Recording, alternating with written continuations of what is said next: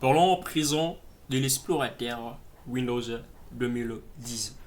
Un explorateur n'est rien d'autre qu'un gestionnaire de fichiers. Ici donc, pour pouvoir avoir accès à nos fichiers contenus dans notre disque dur, nous devons nous rendre au niveau de l'explorateur.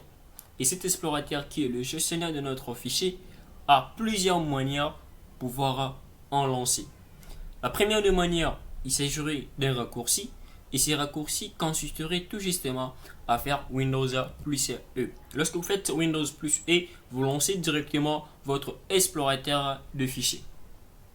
Vous pourrez le rendre compte à travers là, vous voyez exactement. La deuxième méthode consiste à voir au niveau de votre barre de titre, vous verrez installer à cet endroit cette icône qui représente l'explorateur. Vous pourriez aussi bien cliquer à partir de là. Il se peut que cela ne soit pas, ce qui fait en sorte que cette deuxième méthode, je dirais, est temporaire. Ça dépend de la disponibilité ou non de l'icône explorateur de fichiers au niveau barre de titre. Ainsi, la troisième méthode, je dirais, où ça consisterait soit aller tout directement à travers le bouton Windows démarrer.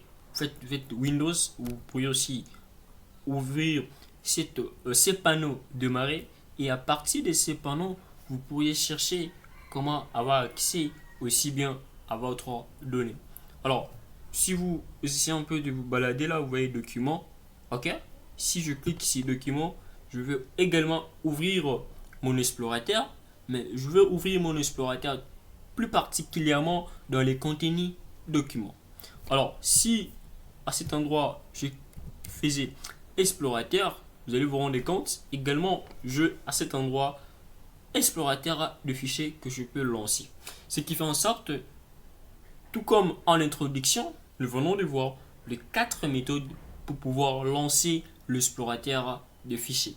L'explorateur de fichiers n'est rien d'autre que ce que je définis comme étant le gestionnaire de votre fichier. C'est l'endroit où se trouvent toutes les données contenues dans votre ordinateur, stockées bien au niveau de votre disque dur.